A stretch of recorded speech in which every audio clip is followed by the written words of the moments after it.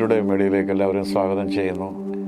ഒരു പ്രത്യേക വിഷയം വീണ്ടും ഒരു ചർച്ച പോലെ, തീർച്ചയായിട്ടും അത് ആത്മീയമായി ഒരു വർധനവിലേക്കും പല കാര്യങ്ങളും മനസ്സിലാക്കപ്പെടാനും നമ്മുടെ കുറവുകളും ഒക്കെ തിരുത്തപ്പെടാനും ഒക്കെ ഞങ്ങൾക്കും ജീവിതത്തിൽ ഒരു മാറ്റം ഉണ്ടാകാനൊക്കെ ഇത് ഉതകട്ടെ എന്ന് പ്രാർത്ഥിക്കുന്നു. ആ ബ്രദർ കൂടെ ഉണ്ട്. ഇതെന്തുവാണ് നമ്മൾ ചർച്ച ചെയ്യുന്ന വിഷയം? ഇന്നത്തെ ചർച്ചാ വിഷയം സുവിശേഷീകരണം, അത് നേരിടുന്ന പീഡനങ്ങള്, ഉപദ്രവങ്ങള്.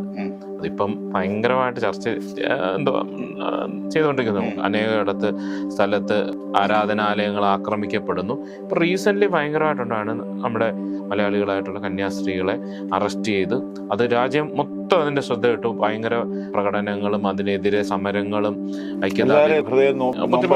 ഒരുപാട് നമ്പരുണ്ടായി. അവസാനം അവർക്ക് ഇപ്പം ജാമ്യം കിട്ടി, അനേകരുടെ പ്രാർത്ഥന. അപ്പം ഇങ്ങനെ ഉള്ളത് ഈ കാലഘട്ടത്തിൽ വളരെയധികം നടന്നുകൊണ്ടിരിക്കുന്നു. ഇതിനെ പറ്റിയുള്ള പാസ്റ്ററിന്റെ ഒരു ഞാൻ ചോദിച്ചോട്ടെ, മത്തായിയുടെ സുവിശേഷം 10-ാം അധ്യായം വായിക്കുമ്പോൾ കർത്താവ് പന്തിരി വരെ അയക്കുന്നില്ലേ?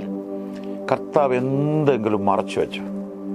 കർത്താവ് പറയുന്നത് ചെന്നായ്ക്കളുടെ നടുവിൽ ആടുകളെ പോലെ വിടും. ചെന്നായ്ക്കളുടെ നടുവിൽ ആടി എന്നുള്ള അനുഭവം എന്തോ ഇവരുടെ കരുതലിനെ കുറിച്ച് പറയുന്നുണ്ട് ഇല്ലേ? നിങ്ങൾ വഴിയിൽ എന്താ മടിശീലയും പൊക്കണോ ഒന്നും വേണ്ട, ചെരുപ്പ് പോലും വേണ്ട, എല്ലാം കരുതലുണ്ടെന്നാണ് പറഞ്ഞു.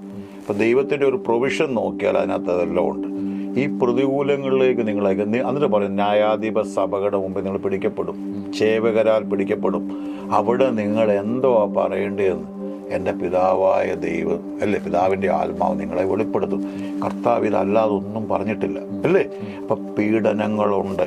നമ്മൾ പുറപ്പാട് പുസ്തകം വായിക്കുമ്പോൾ പീഡിപ്പിക്കും തോറും ജനം വർദ്ധിച്ചു എന്ന് പറഞ്ഞല്ലേ? അപ്പം ഈ പീഡനങ്ങൾ ദൈവം അയക്കുന്നത് തന്നെയാണ് നമ്മെ കരുത്തരാക്കാൻ അല്ലേ? യാക്കോബിന്റെ ലേഖനം എന്താ പറയുന്നത്? സഹോദരന്മാരെ, വിവിധ പരീക്ഷകളിൽ നിങ്ങൾ അകപ്പെടുമ്പോൾ നിങ്ങളുടെ വിശ്വാസത്തിന്റെ പരിശോധന അശേഷം സന്തോഷമെന്നുണ്ട് വരുന്ന പറഞ്ഞു അല്ലേ? അപ്പൊ ഈ പീഡനങ്ങൾ ശരിയാ, നമ്മുടെ കേരളത്തിൽ അധികം വിഷയങ്ങളില്ല, ഉണ്ട്, കൂടുതലും അറിയാം ഉള്ളിലോട്ടാണ്.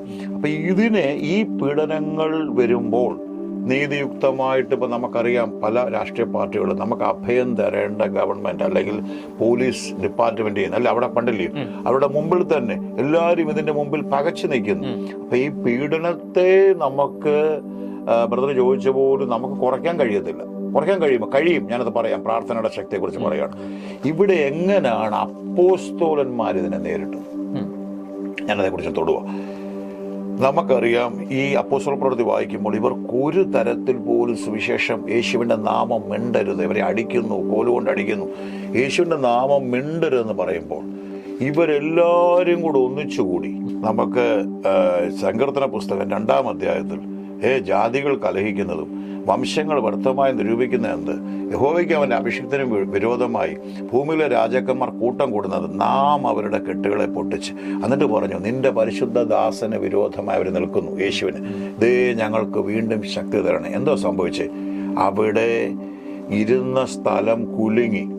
Not only shaken that place, all of them filled by the Holy Spirit. ദൈവാത്മാവിനാൽ അവരെല്ലാം നിറഞ്ഞു. അപ്പൊ അവിടെ അവിടെ ഒരു പ്രത്യേകം ഞങ്ങൾക്കൊരു സംരക്ഷണം തരണേ എന്ന് പറഞ്ഞ് കോടതിയിൽ പോകും. വേറെ ഒരു കാര്യങ്ങളുമില്ല. അവർ വീണ്ടും ആ എതിർപ്പുകളുണ്ട്. അതിൻ്റെ നടുവിൽ സൗഖ്യമാക്കാൻ നിന്റെ കരം നീട്ടുന്നതിനാൽ വചനം പറയുന്നത് എന്തോ? വീണ്ടും ഒരു ശക്തിയോടെ പ്രസംഗിച്ചു. അന്നത്തെ അധികാരം എന്താ പറഞ്ഞ്? പ്രസംഗിക്കരുതെന്ന് അല്ലേ?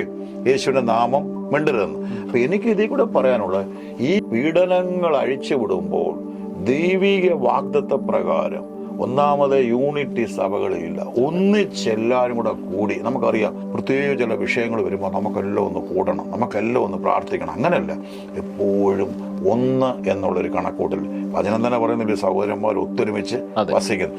ഒന്നിച്ച് നിന്നുകൊണ്ട് നമ്മൾ പ്രാർത്ഥിക്കുക. ഇപ്പം നമുക്കറിയാം, അങ്ങനെ ഒത്തിരി കാര്യങ്ങളിൽ ഉപവസിക്കുകയും പ്രാർത്ഥിക്കുകയൊക്കെ ചെയ്യുന്നുണ്ട് സഭകൾ. നമ്മൾ കാണുന്നില്ലെങ്കിലും പ്രകടമായിട്ടില്ലെങ്കിലും അത് ചെയ്യുന്നുണ്ട്. പക്ഷെ അതിനെ ഒന്ന് കരുത്ത് പ്രാപിച്ചുകൊണ്ട് എവിടെ പ്രതികൂലം കൂടുന്നു അവിടെ ഉപവാസവും പ്രാർത്ഥനയും ശക്തിപ്പെട്ട്, ആക്ച്വലി ഈ നിയമം നടത്തുന്നവരല്ലല്ലോ പ്രശ്നക്കാരാണോ? ദൈവസഭയെ ഉപദ്രവിച്ച ആളല്ലായിരുന്നോ പൗലോസ്? മഹാപുരോഹിതന്റെ അധികാരപത്രം ഇല്ലായിരുന്നു. താൻ പോയ വഴിയിൽ അന്നത്തെ സഭ എങ്ങനെയാ ബ്രദർ പറഞ്ഞ എങ്ങനെയായിരിക്കും പ്രാർത്ഥിച്ചത്? ദൈവമേ ഇവനെ അങ്ങ് എടുത്തോണെന്നായിരിക്കും ഇല്ലേ? കാരണം അത്ര ഉപദ്രവം. പക്ഷെ ദൈവം അതാണ് ചെയ്ത്. ദൈവം ഒരു പൗലോസാക്കി അല്ലേ 14 ലേഖനങ്ങൾ എഴുതാൻ അല്ലേ സഭയ്ക്ക് ഏറ്റവും കരുത്തനായ ഒരു വ്യക്തിയെ ദൈവം തന്നു. അപ്പോൾ ദൈവത്തിന് ആ വ്യക്തിയെ തിരിക്കാൻ കഴിയത്തില്ലയോ? ഫറവോന്റെ ഹൃദയം കഠിനമാക്കുകയും മഞ്ഞ് പോലാക്കുകയും ചെയ്ത ദൈവമല്ലയോ? ആണോ? തിമോഥെയോസിൽ പറയുന്നുണ്ടല്ലോ, നമ്മളെ ഭരിക്കുന്നവർക്ക് വേണ്ടി പ്രാർത്ഥിക്കും. നമ്മൾ പലപ്പോഴും ഇതുവരെ വിമർശകരമായ പ്രാർത്ഥിക്കുക, അവർക്ക് വേണ്ടി മധ്യസ്ഥ അണയ്ക്കുക, ഇന്റർസീഡ് ചെയ്യുക, ഇതെല്ലാം ചെയ്യുമ്പോൾ മാറ്റങ്ങൾ വരും. അതെ, അവരും കൂടുതൽ ന്യായത്തോടും നീതിയോടും കൂടി കാര്യങ്ങൾ ചെയ്യാൻ, അത് നമ്മുടെ ഉത്തരവാദിത്തം ആണല്ലോ. അപ്പൊ നമ്മുടെ ഉത്തരവാദിത്തങ്ങളിൽ ഇച്ചിലൂടെ കോൺസെൻട്രേറ്റഡ് ആകുക. അതിലെ ഉത്തരവാദിത്തങ്ങളിൽ കോൺസെൻട്രേറ്റ് ആകുക. ഇങ്ങനെയുള്ള പ്രതികൂലങ്ങളുണ്ട്. ഞാൻ ചോദിച്ചോട്ടെ, നമ്മളിപ്പം 7 ബ്രദർ അതിനകത്ത് ഭാഗമാണല്ലോ, നമ്മൾ 7 കുറുസുകളില്ലേ വലിയ വെല്ലുവിളിയുള്ള സ്ഥലങ്ങളിൽ നമ്മൾ നടത്തിക്കൊണ്ടിരിക്കുന്നത്. സുവിശേഷം എങ്ങനെയും നമ്മൾ അറിയിക്കുക. പ്രതിസന്ധി ഉണ്ട്, പ്രശ്നമുണ്ടെന്നുകൊണ്ട് നമുക്ക് ചെയ്യാതിരിക്കാൻ ഒക്കും.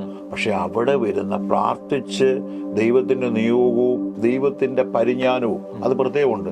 ഈ നമുക്ക് ഇന്നാളൊരാൾ പറഞ്ഞു കേട്ടു, എന്തോ ഒരു പ്രത്യേക വിഭാഗത്തിനെ പേര് പറയുന്നില്ല, അവരുടെ ഒരു മീറ്റിംഗ് നടക്കുന്നതിന് ഇടയ്ക്ക് ഒരു ദൈവദാസൻ ട്രാക്ട് കൊടുക്കാൻ പറ്റും. നല്ല രീതിയാണോ? അവരുടെ ഒരു മീറ്റിങ്ങിനെ അവർ ശ്രേഷ്ഠം, ഒരു ഹിന്ദു ആയിരിക്കാം, മുസ്ലിം ആയിരിക്കാം, അതിന്റെ നടുവിൽ റോഡിൽ നിന്ന് അദ്ദേഹത്തിന് കൊടുക്കാം. ആ മീറ്റിംഗ് സ്ഥലത്ത് അവിടെ പോയി ചെയ്യുന്നത് ശരിയാണോ? അപ്പൊ ദൈവമക്കൾക്ക് പരിജ്ഞാനം വേണം. പൗലോസ് പറയുന്നുള്ളൂ, ആസ്യയിൽ പ്രസംഗിക്കരുതെന്ന് പറഞ്ഞ പരിശുദ്ധ, ഇന്നടത്ത് പ്രസംഗിക്കരുത്, ഇന്നടത്ത് ചെയ്യണം, ഇന്നടത്ത് ചെയ്യണ്ട. അപ്പൊ ദൈവാത്മാവിന്റെ ഒരു ഗൈഡൻസും ഒരു നിയോഗവും ഉണ്ടെങ്കിൽ ദൈവം അവിടെ സപ്പോർട്ട്. എന്ന് കണ്ട് ജയിലില്ലെന്നോ പീഡനമില്ലെന്നോ അടിയില്ലെന്നോ വേദസം പറയുന്നില്ല, ഉണ്ടോ? അവിടെ എല്ലാം ഞാൻ ചോദിക്കട്ടെ, പൗലോസ് കാരാഗ്രഹത്തിൽ കടന്നില്ലേ, പത്രോസ് കടന്നില്ലേ, പ്രതിസന്ധികൾ ഉണ്ടായിരുന്നു. അപ്പൊ അവിടെയെല്ലാം പ്രാർത്ഥിക്ക്. പത്രോസ് ജയിലിൽ നിന്ന് പുറത്തു വരാനുള്ള കാര്യം എന്തായിരുന്നു? സഭ ശ്രദ്ധയോടുകൂടി അവന് വേണ്ടി അവന് വാഗ്ദത്വം ഉണ്ടായിരുന്നു. അപ്പൊ ഒരു ചോദ്യമുണ്ട്, യാക്കോബ് കടന്നപ്പോ സഭ പ്രാർത്ഥിച്ചില്ലയോ? വാളും കൊണ്ട്. പക്ഷെ യാക്കോബിനേക്കാളും വാഗ്ദത്വം പത്രോസിനുണ്ടായിരുന്നു, ഇല്ലയോ? നീ വയസ്സനായ ശേഷം ദൈവം പറയുന്നുണ്ട്. അപ്പം ആ വാഗ്ദത്വം ഉണ്ടായിരുന്നുകൊണ്ട് സഭ ഉണർന്നിരുന്ന് പ്രാർത്ഥിച്ചു. അവിടെ ആർക്കും കടക്കാൻ കഴിയാത്ത സ്ഥലത്ത് ആരിറങ്ങി? ദൂതനിറങ്ങി, ഇല്ലേ? ദൂതനിറങ്ങി 1-ാം കാവലല്ല, 2-ാം കാവൽ, 3 കാവൽ, ഒരുത്തനും വിചാരിച്ച ഇരുമ്പ് വാതിൽ അവർക്ക്. അപ്പൊ ആ ദൂതൻ മരിച്ചു പോയിട്ടുണ്ടോ? ആ ദൈവസാന്നിധ്യം മാറിയിട്ടുണ്ടോ? പറ. ഇന്നും പ്രവർത്തിക്കാൻ ദൈവം ശക്തനല്ലയോ? അപ്പൊ പെർസിക്യൂഷൻസ് വരുമ്പോൾ കർത്താവ് പറയുന്നുണ്ട്, ലോകത്തിൽ കഷ്ടമുണ്ട്, ഉപദ്രവങ്ങളുണ്ട്, ചെന്നായ്ക്കളുടെ നടുവിൽ ആടുകളെ പോലെ അയക്കുക. അപ്പൊ അവിടെയെല്ലാം നമ്മൾ പ്രാർത്ഥിക്കുക. ആ പ്രാർത്ഥനയെ തന്നെ ഇപ്പം കോമൺലി നമ്മളുടെ പ്രാർത്ഥനകൾ എന്താണേലും നമ്മുടെ സാഹചര്യങ്ങൾ നന്നാകാൻ അല്ലെ അങ്ങനെയൊക്കെയുള്ള പ്രാർത്ഥനകളായിരിക്കുമല്ലോ കൂടുതലും.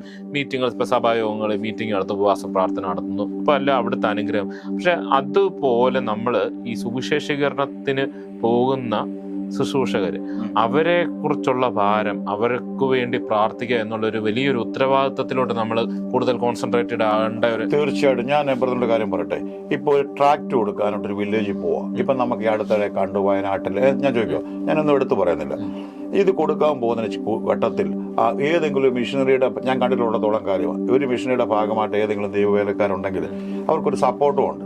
അവർ പ്രാർത്ഥിക്കുന്നവരുമായിരിക്കും, അവർ മറ്റു കുഴപ്പക്കാരൊന്നും അല്ല, അവർ ദൈവത്തെ സേവിക്കാൻ ഇറങ്ങിക്കൊണ്ടില്ലയോ അവരിങ്ങനെയുള്ള കാര്യങ്ങൾ ആണല്ലോ.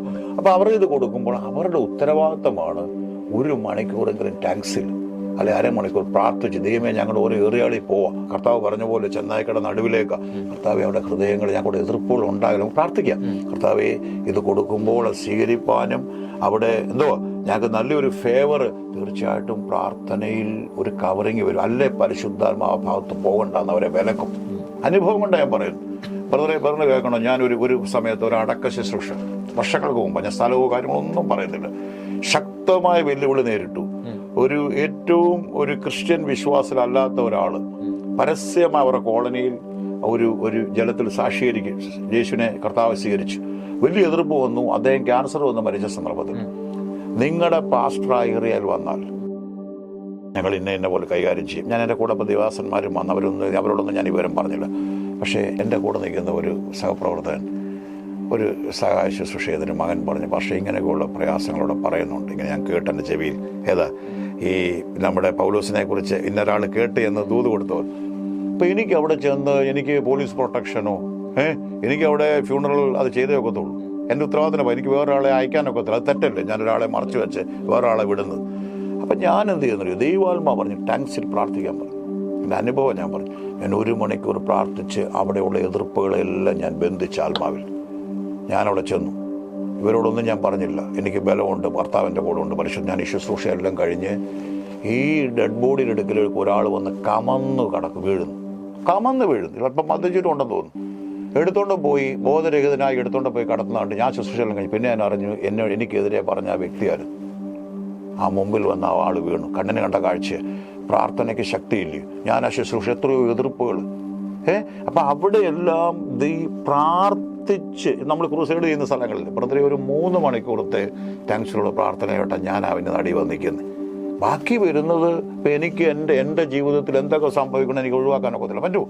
പക്ഷേ അതിൻ്റെ ഓരോ ശുശ്രൂഷകരോടും ദൈവസ്നേഹത്തിൽ ഞാൻ പറയുകയാണ്, ഒരു ട്രാക്ട് കൊടുക്കാൻ പോയാലും ഒരു പരസ്യയോഗങ്ങൾക്ക് പോലും നമുക്കറിയാം ഓരോ കവലകളിലൊക്കെ നിന്ന് പരിജ്ഞാനമില്ലാതെ ചിലർ പ്രസംഗിക്കുന്നു. നാളെ പരിശുദ്ധാത്മാവുടെ ഹൃദയത്തിൽ ഇടപെട്ടാലോ? പൗലോസിനെ കുറിച്ച് എന്താ പറയുന്നത്? താൻ മുമ്പേ മുടിച്ച വിശ്വാസത്തെ താൻ പ്രസംഗിക്കുന്നു കണ്ട് എന്നെ ചൊല്ലി അവർ ദൈവത്തെ മഹത്വപ്പെടും. ദൈവത്തിന് തിരിക്കാൻ കഴിയത്തില്ല. പിന്നെ അല്ല, ഒരുത്തൻ മാനസാന്തരപ്പെടുന്നില്ലെങ്കിൽ ദൈവം പ്രാണയ്ക്ക് ഇരയായില്ലയോ? പറവോനെ എങ്ങനെ ദൈവം കൈകാര്യം ചെയ്ത്?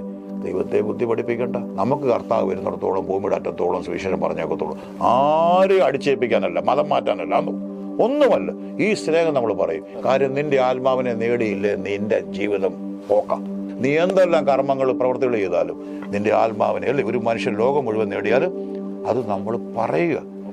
എന്നാൽ ഈ റെയ്നാർഡ് ബോങ് എന്ന് പറഞ്ഞ ദൈവത്തിന്റെ ദാസൻ എന്താ പറഞ്ഞതെന്നറിയോ? നോക്കിയേ, കർത്താവിന്റെ ദാസൻ പറഞ്ഞത് മരുന്നുകൊണ്ട് രോഗിയുടെ മുമ്പിൽ വെക്കുക എന്നുള്ളത്. എന്തോ ബ്രദർ സിക്കാണെങ്കിൽ ബ്രദറിന് മുമ്പിൽ മരുന്ന് വെക്കുക. ബ്രദറിന് വായിൽ തരേണ്ട കാര്യമില്ല. വീക്കാണെങ്കിൽ ഓക്കെ. അപ്പം നമ്മൾ സുവിശേഷം പറയുക എന്നുള്ളതുള്ളൂ. അല്ല അവരെ ആരും എനിക്കറിയാം നിർബന്ധിച്ച് ആരെയും. ഞാൻ ചോദിച്ചോട്ടെ, എൻ്റെ മാതാവ് ഒരു 8 മാസക്കാലം എൻ്റെ അമ്മയ്ക്ക് ശുശ്രൂഷ കൊടുത്ത എൻ്റെ അമ്മ എനിക്ക് വേണേൽ ആ സമയത്ത് സ്നാനപ്പെടുത്തരുത്. പക്ഷെ എൻ്റെ അമ്മയുടെ ഓർമ്മ മണ്ഡലം മാറി നിൽക്കുക. ഇത് ബുദ്ധിയോടൊരാൾ തീരുമാനം, ഞങ്ങളെ കേൾക്കുന്ന ആരെങ്കിലും അന്യമതസ്ഥരുണ്ടെങ്കിൽ ഈ സുവിശേഷം പറയുമ്പോൾ ഒരാൾ സ്വയം മനസ്സോടെ എൻ്റെ പാപത്തിന് വേണ്ടി യേശു മരിച്ചെങ്കിൽ സകല ഗോത്രത്തിലും ഭാഷകളും വംശങ്ങളും വിലയ്ക്ക് വാങ്ങില്ല, ഇതാ ഞാൻ അവന് വേണ്ടി എന്നെ തന്നെ സമർപ്പിക്കാൻ തയ്യാറാന്ന് പറഞ്ഞ ഒരാൾ ഇറങ്ങിയാൽ ഇറങ്ങിയാൽ ആ വ്യക്തിയെ അതിനെ മനം മാറ്റുക. ഇന്നലെ അന്നേ ഒരു ബ്രദർ പറഞ്ഞു കേട്ടോ, അദ്ദേഹം പറയുന്ന ഒരു സമുദായത്തിൽ അദ്ദേഹം പറഞ്ഞു ഞാൻ യേശുവിനെ സ്വീകരിക്കുന്നു, പക്ഷെ എൻ്റെ ജാതി നോക്കിയാൽ ഞാൻ ഇപ്പോഴും അവിടെ അല്ലേ. പക്ഷെ എനിക്ക് തിരഞ്ഞെടുപ്പ് സ്വാതന്ത്ര്യമുണ്ട്, ഇല്ലയോ? നമ്മൾ അങ്ങനെ ലോകത്താണ് നമ്മൾ ജീവിക്കുന്നത്. അപ്പം ഇത് മാത്രമേ പറയാനുള്ളൂ. പീഡനങ്ങളുടെ മുമ്പിൽ പുറമോട്ട് ഓടാനല്ല നമ്മളെ വിളിച്ച് പ്രാർത്ഥിക്കണം. ദൈവിക വാഗ്ദത്തം വെച്ച് പ്രാർത്ഥിച്ചാൽ റെയ്നാർഡ് ബോങ്കയൊക്കെ ആദ്യം നൈജീരിയ ശുശ്രൂഷിക്കുമ്പോൾ അമ്പ് കൊണ്ടാണ് നിൽക്കുന്നത്. ഒരു മന്ത്രവാദിനി സ്ത്രീയെ അമേരിക്കയിൽ നിന്ന് കൊണ്ടുവന്നു പുള്ളിയെ തകർക്കാൻ. പക്ഷെ പുള്ളി ഹാലേലിയ എന്ന് പറയുമ്പോൾ അപ്പോൾ ഏറ്റവും ദൈവദാസന്മാരും ദൈവസഭകളും എനിക്ക് PhD ഉണ്ട്, എനിക്ക് MD ഉണ്ട്, ഞാൻ BD ഉണ്ട്, ഇത് പറയുന്നതിന് പകരം ദൈവസന്നിധി പൗലോസ് എന്താ പറഞ്ഞ കർത്താവിൽ നിന്ന് ദൈവസന്നിധിയിൽ മുഴങ്കാലിൽ നിന്ന് മണിക്കൂറുകൾ ഇരുന്ന് ആത്മശക്തി പ്രാപിച്ചു. അതല്ലേ കർത്താവ് പറഞ്ഞ് ഉയരത്തിലൊന്നും ശക്തി ലഭിക്കാതെ യെരൂശലേം വിടരുത്. അത് പ്രാപിച്ചു തന്നാൽ എത്ര വന്നാൽ, അതുകൊണ്ട് ഇപ്പോൾ ജയിൽ ഒഴിവാകുമെന്നൊന്നുമല്ല ഞാൻ പറഞ്ഞതിനർത്ഥം. പീഡനങ്ങളുണ്ട്, പക്ഷെ അതിൻ്റെ മീതെ എല്ലാം ദൈവത്തിൻ്റെ കൃപയുണ്ട്. അവിടെ ദൈവപ്രവൃത്തി വെളിപ്പെടിനെ അകത്തിട്ടാലും ആ വ്യക്തി പുറത്തു വരും. അതുപോലെ സഭയുടെ ഉത്തരവാദിത്വം, ഇപ്പം സമരങ്ങളും പ്രതിഷേധങ്ങളും ഉണ്ട്. ചിലർ അതിനെ വിമർശിക്കുന്നുണ്ട്, ചിലർ അനുകൂലമായിട്ട് പറയുന്നുണ്ട്. അതുപോലെ സഭയുടെ ഉത്തരവാദിത്വം ഇതിനോട് അവർ പോകുന്നു, സഭ പിന്നിൽ നിന്ന് പ്രാർത്ഥിക്കുന്നു, ആ കാര്യങ്ങളോടൊന്ന് അഡ്രസ് ചെയ്യും. ഇപ്പൊ ഇവരെ അറസ്റ്റ് ചെയ്തപ്പോഴത്തേക്ക് അവരെ വിമോചിപ്പിക്കണമെന്ന് പറഞ്ഞ് റോഡിലൂടെ സമരം അങ്ങനെയൊക്കെ നടന്നുണ്ട്. അങ്ങനെയുള്ള കാര്യങ്ങൾ വേണമെന്ന് തന്നെ ഞാൻ പറഞ്ഞു. കാരണം എന്ന് വെച്ചാൽ നമുക്ക് എപ്പോഴും നമ്മൾ ഒന്നും മിണ്ടാതിരിക്കുക. അതുകൊണ്ടല്ലേ ലോകരാജ്യങ്ങൾ മുഴുവൻ അറിഞ്ഞു അല്ലേ? അതിനുവേണ്ടി പെട്ടെന്നൊരു കാര്യങ്ങളിലേക്ക് നമ്മുടെ രാഷ്ട്രീയ നേതാക്കളോ എല്ലാ വിഭാഗങ്ങളെയും എല്ലാവരും അതിനുവേണ്ടി അത് വേണം. അതോടൊപ്പം അതൊരു അത് നമ്മുടെ ഇങ്ങോട്ട് നോക്കി പരസ്യമായ ഒരു ജാഥയോ ഒരു നമ്മൾ പറയത്തില്ലയോ ഞങ്ങൾ അതിനു വേണ്ടിയുള്ളൊരു ഉപവാസ സമരം, അങ്ങനെ ഒരു സമര ലെവലിലേക്ക് അതിനെ പോകല്ലേ, അറിയിക്കണം. ഞങ്ങൾക്ക് അതിനകത്ത് പ്രയാസമുണ്ട് അല്ലേ, ഞങ്ങളുടെ ഒരു സഹോദരിയാണ്, ഞങ്ങളുടെ ഒരു സഹോദരനാണ്. ഒപ്പം എന്ത് ചെയ്യണം?